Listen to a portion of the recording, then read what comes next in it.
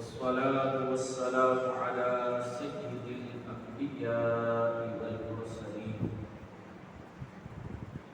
أما بعد، فأعوذ بالله من الشيطان الرجيم. بسم الله الرحمن الرحيم. إن الله وملائكته يصلون على النبي يا أيها الذين آمنوا صلوا عليه وسلموا تسليما. الصلاة والسلام عليك يا رسول الله وعلى آلك وأصحابك يا رسول الله. الصلاة والسلام عليك يا نبي الله وعلى آلك وأصحابك يا رحمة للعالمين. معزز المحترم سامعین کرام، آج ماہ رمضان کی 18 تاریخ ہے.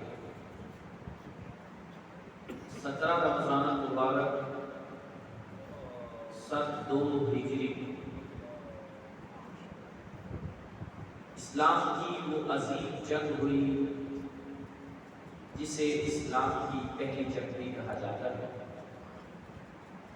قرآن کریم نے اس جنگ کو یوم فرقان فرما کر تعبیر فرمایا.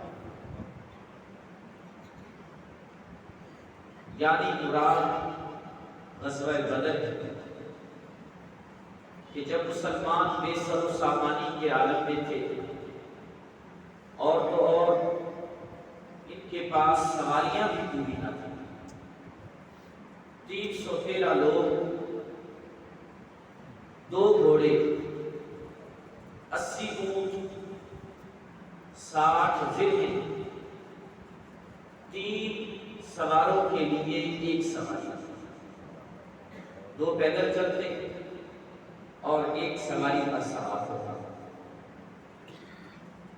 لیکن ان کے یقین کامل میں جو استقلال تھا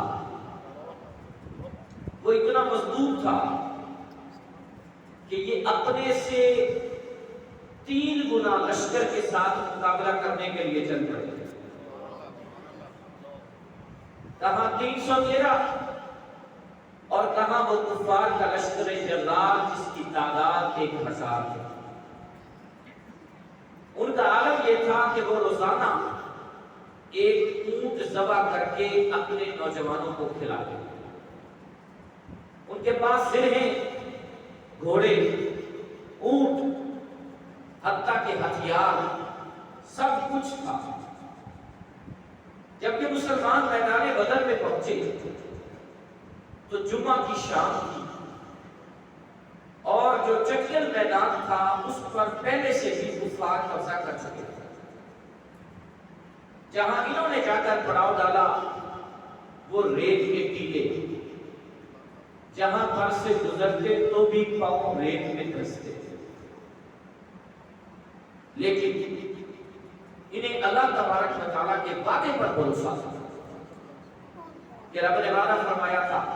سورہ انفال میں اللہ ذکر کرتا ہے وَإِذْ يَعِدُكُمُ اللَّهُ إِحْدَى الطَّائِفَتَيْنِ أَنَّهَا لَكُمْ. حبیب یاد کیجئے جب اللہ نے تم سے وعدہ کیا تھا کہ 2 لشکروں میں سے ایک ضرور تمہیں عطا فرماؤں گا. یا ابو سفیان کا تجارتی قافلہ اگر وہ نہ مل سکا تو پھر دوسرے لشکر پر فتح تمہارا مقدر ہو. یہ اس وعدے کی وجہ سے وہاں پر پہنچے. بظاہر مسلمانوں کے دلوں میں ایک بات آئی کہ پانی کے کنووں پر قبضہ بھی کفار کا، اچھی جگہ بھی ان کے پاس. لیکن اللہ تبارک و تعالیٰ نے ان کے دل کا سامان یوں کیا کہ جب یہ شام کے وقت اپنے خیمے وغیرہ لگا کر فارغ ہوئے تو ٹھنڈی ٹھنڈی ہوا چلی، بارش آئی اور وہ ریت کے ٹیلے جم گئے.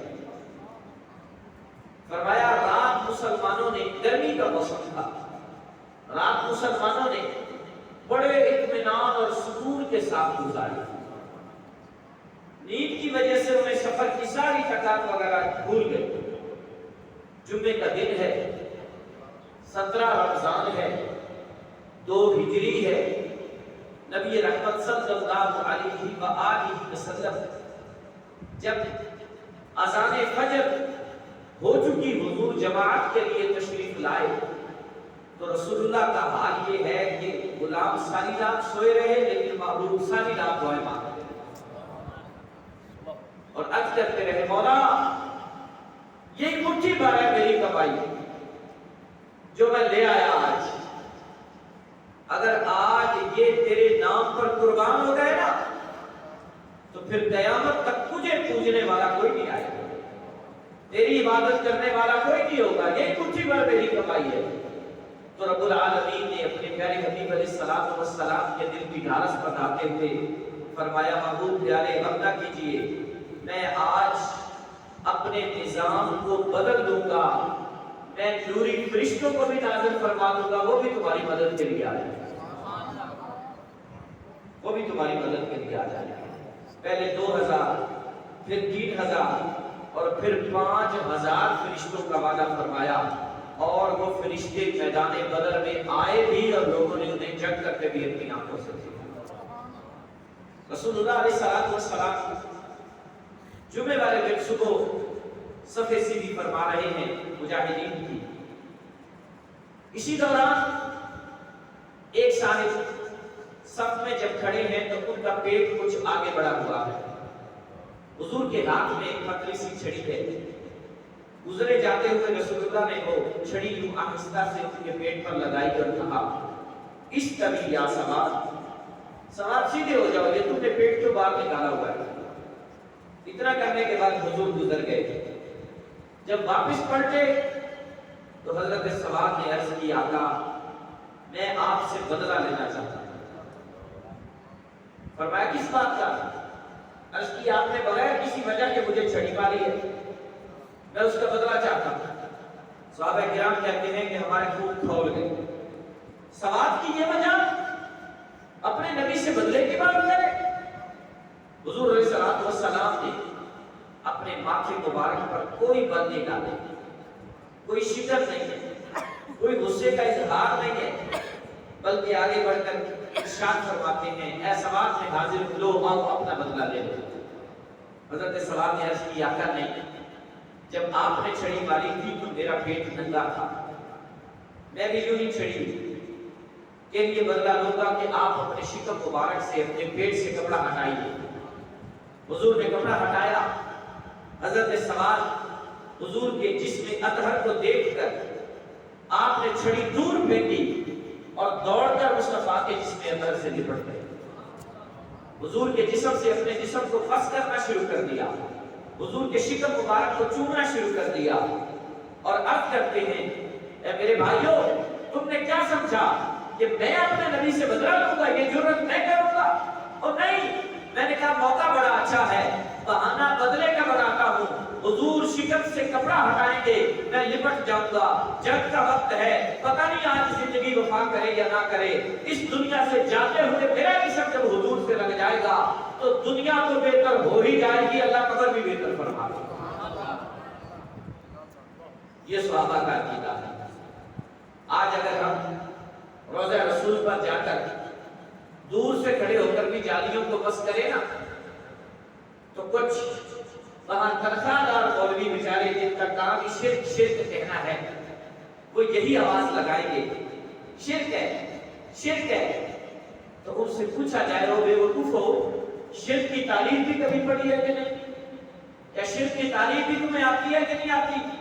یا صرف ریالوں پہ پلنے کا ہی ٹھیکہ لیا تم لوگوں نے؟ کیا رسول اللہ صلی اللہ علیہ وسلم کے روضہ اطہر کی جالیوں کو ہاتھ لگانا شرک ہو گیا؟ اگر یہ شرک ہے تو پھر مصطفیٰ کریم کے جسم اطہر سے لپٹ کر حضرت صاحب کو برکتیں لے رہے ہیں۔ پتہ چلا جو شے رسول اللہ سے پس ہو جاتی ہے اللہ اسے بھی شان اور عظمت عطا فرماتا ہے، وہ بھی برکت والی ہو جایا کرتی ہے، وہ بھی عظمت والی ہو جایا کرتی ہے۔ حضرت سعد رضی اللہ تعالی عنہ حضور کے جسم اطہر سے لپٹتے ہیں اور کیا کہتے ہیں؟ فَأَرَدْتُ أَن يَكُونَ آخِرَ الْعَهْدِ بِكَ، جلدی جلدتا، آقا میں نے یہ چاہا تھا کہ آخری وقت ہے میرا جسم حضور کے جسم سے لگ جائے، حضور کے جسم سے لگ جائے۔ اللہ اکبر۔ مصطفیٰ کریم صلی اللہ علیہ وسلم نے اپنے سواری پر سوار ہو کر پورے میدان بدر کا معائنہ کیا۔ اللہ اکبر۔ چند دن قبل ہم نے رسول اللہ کے علم غیب پر درس سنا۔ میں نے اس وقت بھی یہ حدیث سنائی تھی کہ یہ بخاری شریف کی حدیث ہے۔ نبی رحمت علیہ السلام کے ہاتھ میں چھڑی ہے اور حضور چھڑی کے ساتھ نشان لگا رہے ہیں۔ فرمایا یہاں عتبہ مرے گا، کچھ آگے گئے نشان لگایا یہاں شیبہ مرے گا، کچھ آگے گئے نشان لگایا یہاں ابو جہل مرے گا، کچھ آگے گئے نشان لگایا یہاں ابو البختری مرے گا۔ یہ عرب کے وہ سردار ہیں جنہوں نے مکے میں حضور کو تک کرنے میں قسم نہیں چھوڑی تھی، لیکن آج ان کی ذلت کا عالم یہ ہے ایک چھوٹے سے لشکر کے سامنے کہ جن کے پاس تلواریں بھی پوری نہیں ہیں، ہتھیار بھی پورے نہیں ہیں، یہ لوگ آج ذلت کی موت مارے جائیں گے اور مرے بھی ادھر ہی۔ صحابہ کہتے ہیں ہم قسم اٹھانے کو تیار ہیں، حضور نے جہاں نشان لگایا تھا ایک انچ بھی بننے والا نہ ادھر تھا نہ ادھر تھا، ادھر ہی بنا دیکھا تھا جہاں مصطفیٰ نے نشان لگایا۔ کہاں مرے گا ابو جہل و عتبہ و شیبہ، کہ جنگ بدر کا نقشہ حضور جانتے ہیں، جنگ بدر کا نقشہ حضور جانتے ہیں۔ اتنے میں انصار کے دو بچے معاذ اور معوذ، معاذ اور معوذ، یہ دونوں بھائی تھے۔ حضرت عبد الرحمن بن عوف کے پاس آئے اور آ کر کہا چچا ذرا بتائیے ان میں سے ابو جہل کون سا؟ کہا بیٹا تم نے ابو جہل کو کیا کہنا ہے؟ ان بچوں نے کہا یہ حفیظ جلندری ایک بہت اچھے شاعر گزرے ہیں اسلام کے، انہوں نے شاہ نامہ اسلام کے اندر اس بات کو اشعار کی صورت میں بیان کیا ہوا ہے۔ کہتے ہیں ان بچوں نے کہا قسم کھائی ہے کہ مر جائیں گے یا ماریں گے اس نالی کو، سنا ہے وہ گالیاں دیتا ہے حبیب والی کو۔ چچا ہم نے یہ قسم کھائی ہے۔ حضرت عبد الرحمن بن عوف نے اشارہ کرتے ہوئے کہا بیٹا وہ دیکھا تم نے، وہ جس نے زرہ پہنی ہے آنکھوں کے سوا کچھ نظر نہیں آ رہا، وہ جو گھوڑے پہ سوار ہے وہ یہ ابو جہل ہے۔ حضرت عبد الرحمن بن عوف کہتے ہیں بجلی کی طرح یہ بچے میرے پاس سے جدا ہوئے اور آنے باہر میں فوراً وہاں پہنچ گئے۔ ابھی چھوٹے ہیں، قد بھی چھوٹے ہیں، تلوار بھی چھوٹی ہے، وار کرتے ہیں لیکن وہ ابو جہل تک پہنچتا نہیں۔ انہوں نے کیا کیا، جس گھوڑے پر سوار تھا اس گھوڑے کی ٹانگوں پر وار شروع کیا، اس گھوڑے کی ٹانگوں پر وار کیا، ٹانگیں کاٹی کہ ابو جہل نیچے مرا۔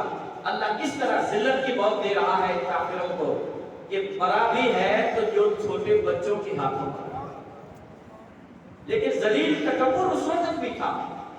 کہنے لگا مجھے کوئی مہاجر مارتا نا میرا ایک رشتے دار، یہ کسانوں کے بچے تو مجھے نہ مارتے۔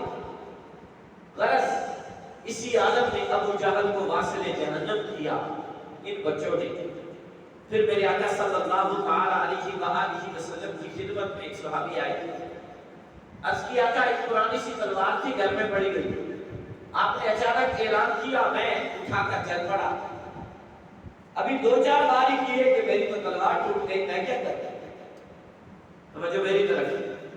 نبی علیہ السلام نے یہ نہیں کہا اب کیا ہو سکتا ہے، ہمارے ساتھ کون سا کوئی لوہار آیا ہے یا میں کون سا کوئی تمہارے لیے تلوار بنا سکتا ہوں، نہیں۔ میرے آقا فرمانے لگے اکاشا، نام اکاشا تھا اس صحابی کا، اکاشا ادھر ادھر دیکھو، اگر کوئی چھڑی تمہیں ملتی ہے تو وہ اٹھا کر لے آؤ۔ حضرت اکاشا کہتے ہیں میں نے دیکھا کہ ایک کھجور کی اتنی سی چھڑی پڑی تھی، میں اٹھا کر لے آیا، رسول اللہ نے اس کو ہاتھ لگایا اور لگانے کے بعد فرمایا جاؤ لے جاؤ، یہی تمہارے لیے تلوار کا کام ہے۔ حضرت اکاشا کہتے ہیں میں ساری زندگی اسی سے جنگ لڑتا رہا، لوگ تلواریں لے کر جاتے تھے، میں وہ چھڑی لے کر جاتا تھا، اور جس کافر کو مارتا وہ چھڑی تلوار کا کام تھا۔ میرے آقا صلی اللہ علیہ وسلم کا دستے پر بار لگا، ہاتھ لگا تھا۔ جی ہاں، صحابہ کہتے ہیں ہم یہ تو دیکھتے کہ کسی کافر کی گردن جدا ہو جاتی ہے سر سے، ہم یہ بھی دیکھتے کہ کسی کافر پر زخم لگتے ہیں لیکن ہمیں لگانے والا نظر نہ آتا. حضور سے عرض کیا آقا یہ کیا معاملہ تھا؟ فرمایا اللہ نے آج تمہاری مدد کے لیے فرشتے نازل کر دیے. یہاں ایک بڑا پیارا جملہ ایک عالم نے بولا. انہوں نے کہا یہ بات تو سارے مانتے ہیں جب میدان بدر کا نقشہ بیان کرتے ہیں نا, سارے کسی بھی فرقے سے تعلق رکھنے والے سبھی کہتے ہیں کہ مسلمانوں کی مدد کے لیے فرشتے اترے تھے. میں کہتا ہوں اگر فرشتے مدد کو آ سکتے ہیں تو اللہ کا نبی مدد کیوں نہیں کر سکتا؟ فرشتے مدد کو آ سکتے ہیں تو اللہ کا نبی مدد کیوں نہیں کر سکتا؟ جی ہاں, فرشتوں نے مسلمانوں کی مدد کی, ورنہ فرشتے مدد کرنے آتے نہیں. فرشتوں کا کام ہی نہیں ہے, وہ تو پیدا ہی عبادت کے لیے ہوئے, وہ جنگیں کرنے کے لیے نہیں پیدا ہوئے. ایک اور بات بڑی قیمتی ہے, علماء فرماتے ہیں کہ اگر بندے ہی مارنے مقصد تھا, کافر ہی مارنا مقصد تھا, تو اکیلے اسرائیلی کافی نہیں بات سمجھ رہے, اکیلے اسرائیلی بھی کافی تھے. یہ 5000 فرشتے کیوں بھیجے؟ فرمایا بندے مارنا مقصد نہیں تھا, ساتھ میں قیامت تک آنے والے لوگوں کو یہ پیغام بھی دینا مقصد تھا کہ جب محبوب رب سے کہتا ہے نا, تو پھر رب اپنے حبیب کی خاطر اپنے پورے نظام کائنات کو بھی تبدیل فرما دیتے. وہ نوری جنہیں بنایا عبادت کے لیے ہے, تلوار اٹھانا ان کا کام نہیں ہے, جنگیں کرنا ان کا کام نہیں ہے, لیکن جب حبیب ذکر کرتا ہے مولا میری کمائی یہی ہے جو میں آج لے آیا ہوں, تو رب اپنے حبیب کو راضی کرنے کے لیے پھر نوری فرشتوں کو بھی نازل فرماتا. سبحان اللہ, سبحان اللہ. حضرت حادثہ میدان بدر میں شہید ہو گئے. والدہ آئیں میدان بدر کے بعد اور عرض کرتی ہے یا رسول اللہ صلی اللہ علیہ وسلم مجھے بتائیے میرا بیٹا حادثہ جنت میں ہے کہ نہیں؟ اگر جنت میں نہیں گیا تو مجھے اجازت دے, میں آج اس پر رونا چاہتی ہوں, دل کھول کے مجھے رونے دے. اور اگر وہ جنت میں ہے تو پھر ٹھیک ہے, میں صبر کرتی ہوں. بخاری شریف کی حدیث ہے یہ بھی, جی ہاں, حدیث نمبر 3982. رسول اللہ آگے سے فرما دیتے اللہ کی بندی مرنے کے بعد کس کے ساتھ کیا ہوگا میں تو نہیں جانتا, مرنے کے بعد کسی کے ساتھ کیا ہوگا میں تو نہیں جانتا, یہ تو برزخ کا معاملہ ہے, رب جانے گا, تیرا بیٹا جانے گا. نہیں, رسول اللہ نے کیا کہا؟ آقا فرماتے ہیں اللہ کی ایک جنت نہیں بلکہ رب کی 8 جنتیں ہیں. اے خاتون سن, تیرا بیٹا سب سے اعلیٰ جنت جنت الفردوس میں ٹھہرا. سبحان اللہ, تیرا بیٹا جنت الفردوس میں ٹہل رہا ہے. نبی کریم صلی اللہ تعالی علیہ وسلم جب جنگ بدر سے فارغ ہوئے تو پھر کیا تھا؟ صرف 14 مسلمان شہید ہوئے. بدر میں کتنے شہید ہوئے؟ 14 مسلمان. 70 کافر مارے گئے, 70 قیدی ہوئے, جو بچے وہ بھاگ گئے, جو بچے وہ بھاگ گئے. مسلمانوں کو مال غنیمت حاصل ہوا. نبی علیہ السلام نے بدر کے میدان میں 3 دن گزارے, فتح کے بعد 3 دن گزارے. کفار کو کھینچ کر, ایک پرانا کنواں تھا, حضور نے ان کی لاشوں کو حکم دیا کہ کھینچ کر اس کنویں میں پھینکتے جاؤ. سب کو ایک ہی جگہ پھینک دیا. آقا اس کنویں پر تشریف لائے اور کفار مکہ سے مخاطب ہو کر کہا بتاؤ, میں تمہیں کہا کرتا تھا اللہ کا کلمہ پڑھ لو تم سارے کامیاب ہو جاؤ. بتاؤ کیا میں نے جو وعدے کیے کہ تم سے وہ سچے تھے کہ نہیں تھے؟ حضرت عمر عرض کرتے ہیں یا رسول اللہ صلی اللہ علیہ وسلم آپ ان سے گفتگو فرمائے جا رہے ہیں, کیا یہ ہماری بات کو سنتے؟ رسول اللہ کا فرمان سن کے فرمایا ہاں عمر تم سے زیادہ سنتے ہیں, فرق اتنا ہے کہ یہ جواب نہیں دے سکتے.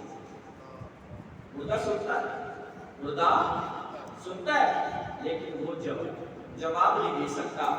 جب کافر مردہ سنتا ہے توجہ ہے, جب کافر مردہ سنتا ہے تو پھر مسلمان کی سماعت کا عالم کیا ہوگا, اور جب عام مسلمان سنے گا تو پھر اللہ کے ولیوں کی سماعت کا عالم کیا ہوگا, اور جب اللہ کے ولی سنیں گے تو پھر اللہ کے نبیوں کی سماعت کا عالم کیا ہوگا, اور جب اللہ کے نبی سنیں گے تو امام الانبیاء کی سماعت کا عالم کیا ہوگا. فریاد امتی جو کرے حال زار میں, فریاد امتی جو کرے حال زار میں، ممکن نہیں کہ خیر بشر کو خبر۔ ہم جہاں سے بھی پکارے حضور نہ سنیں، ایسا نہیں ہو سکتا۔ وہ الگ بات ہے، بعض اوقات ہمارا پکارنا ایسا ہوتا ہے کہ اس میں ریاکاری ہے، اس میں کوئی اور معاملہ ہے تو قبولیت نہ ہو، ورنہ جب پکارنے والا دل سے پکارے تو رسول اللہ کرم نوازی بھی فرماتے ہیں، حضور کرم نوازی بھی فرما دیتے ہیں۔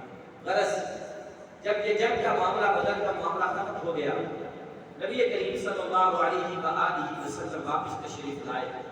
ایک مقام پر رک کر حضور نے اپنے صحابہ سے مشورہ کیا کہ ان قیدیوں کے بارے میں کیا کرنا چاہیے، کیونکہ اس وقت یہ اسلام کی پہلی جنگ تھی اور پہلی مرتبہ کافر قیدی تھے۔ حضور نے اپنے صحابہ سے مشورہ کرنا مناسب سمجھا، بتاؤ بھائی کیا کرنا چاہیے۔ حضرت عمر کا جواب ہمیشہ جلال والا ہوتا تھا، سختی والا۔ جناب سیدنا فاروق اعظم کھڑے ہوئے، عرض کی یا رسول اللہ پوچھنے کی کیا بات ہے؟ جو میرے رشتہ دار ہیں میرے حوالے کریں، جو ابو بکر کے ہیں ان کے حوالے کریں، جو آپ کے ہیں حضرت حمزہ کے حوالے کریں، اور ابھی ہم ان کی گردنیں اڑاتے ہیں۔ انہوں نے ہمیں بڑے دکھ دیے، ابھی ان کی گردنیں اڑاتے ہیں، ان کے لیے معافی کوئی نہیں، ختم۔ جناب سیدنا صدیق اکبر سے حضور نے پوچھا، صدیق اکبر عرض کرتے ہیں آقا میرا دل یہ چاہتا ہے کہ ان سے فدیہ لے کر انہیں آزاد کر دیا جائے، کیونکہ اسلام کو اس وقت مال کی ضرورت ہے، ہم اور بھی جگہ کرنا چاہتے ہیں، ان کے بدلے میں اگر فدیہ آئے گا تو وہ ہمیں زیادہ فائدہ دے گا۔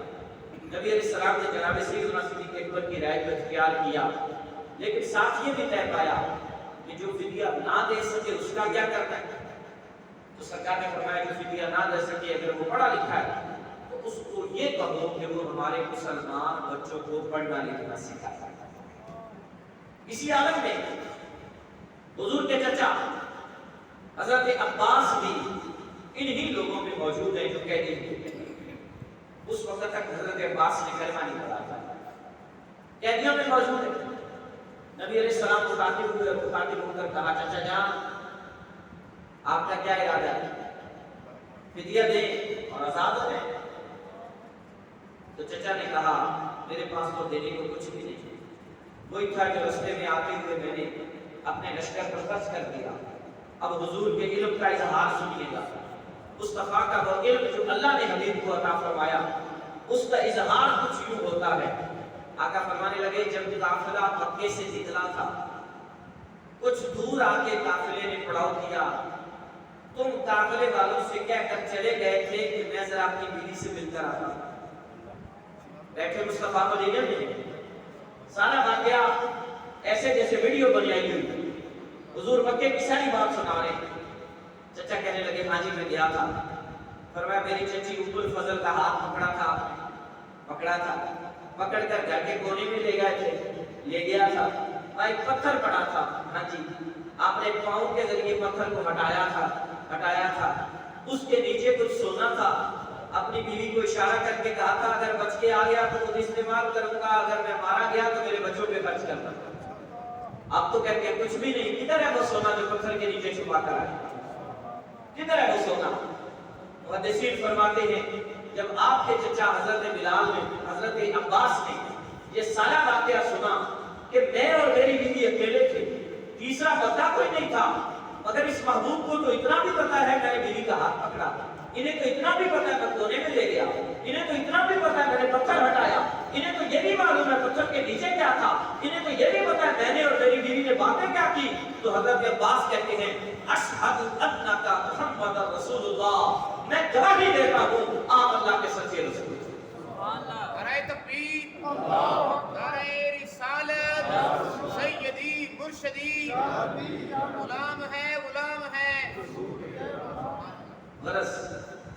غزوہ بدر کا یہ معرکہ عشق و محبت کا معرکہ تھا، جس میں آنے والے صحابہ مال غنیمت کے لیے نہیں آئے تھے، وہ صرف مصطفیٰ کے نام پر کٹنے کو آئے تھے۔ وہ اس لیے آئے تھے کہ اگر شہید ہو گئے تو رتبہ شہادت ہوگا، اور اگر بچ گئے تو اللہ ہمیں غازی کہے گا۔ ایسا ہی ہے صحابہ کرام میں سے 10 مبشرہ کے بعد جن کا رتبہ سب سے بلند ہے انہیں اصحاب بدر کہا جاتا ہے۔ یہاں ایک حدیث بھی بیان کر اصحاب بدر کا اس قدر رتبہ ہے ان کے ناموں کی ایک پوری لسٹ مل جاتی ہے 313 صحابہ کی۔ حدیث پاک میں ہے کہ جو میرے صحابہ اصحاب بدر کے واسطے سے اللہ سے مانگے گا رب اسے معروف نہیں چھوڑے۔ اصحاب بدر کے نام مل جاتے ہیں، تو نام لینے کے بعد جب کوئی ایسا معاملہ ہو تو بندہ اللہ کے حضور ان کے وسیلے سے دعا مانگے، ہر ایک کا نام لے لے کر فلاں کا واسطہ، فلاں کا واسطہ، فلاں کا واسطہ، جب دعا پوری ہوگی تو ضرور میرا مولا کا نوازے۔ بڑے مقدروں والے ہیں کہ اصحاب بدر رضوان اللہ تعالی علیہ اجمعین، اللہ کی اوپر رحمت ہو اور اس صدقے ہماری دنیا بھی بہتر ہو، ہماری آخرت بھی بہتر ہو۔ اللہ عمل